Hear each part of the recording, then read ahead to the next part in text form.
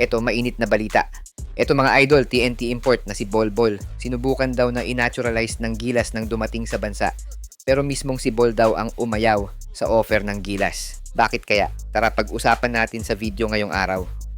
Pero bago yan, like and subscribe lang mga kabady para sa latest basketball news and highlights.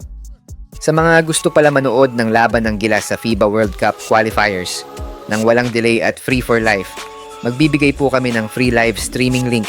All you have to do is i-like lang po ang aming Facebook at YouTube channel para mabigyan po kayo ng unlimited access sa mga sports games sa buong mundo. Noong nalaman ng Pilipinas na maglalaro si ex-NBA player Bolbol sa bansa, maraming fans ang nakaisip kung pwede nga ba siyang gawing naturalized player ng Gilas.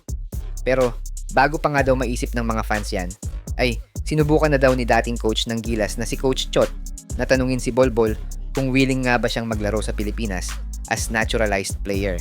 Imagine nga naman isang 7-foot 3-point center ang nasa Gilas team, para ka na din naka-jackpot dahil kita naman natin kung paano i-dominate ni Bolbol ang PBA ngayon, putting some impressive stats sa kanyang debut season dito sa bansa.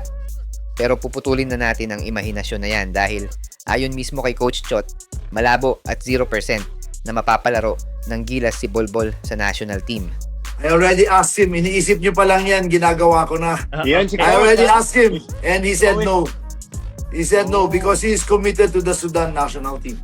Ang dahilan daw kasi ayon kay Coach Chot, committed na si Bolbol sa kanyang national team sa bansang Sudan. Kaya naman malabo na makapaglaro siya as naturalized player ng Gilas.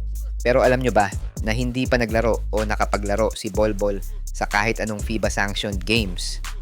Yes, tama ang narinig nyo dahil wala pa siyang record na nakapaglaro siya as national player sa US o kahit sa kanyang bansang pinanggalingan na Sudan.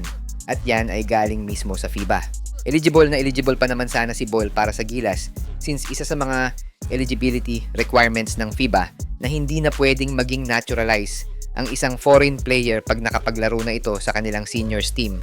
Pero sa kaso ni Bol, malinis na malinis siya. I mean, pwede siya maglaro sa bansa na gusto niyang paglaruan. Kaya yan sigurado ang dahilan kaya nagka-interes ang Pilipinas sa 7'3" big man na gawing naturalized player. Pero since si Bolbol na mismo ang nagsabi na no o ayaw niya maging naturalized player ng Pilipinas, irespeto na natin ang desisyon niya as a professional athlete.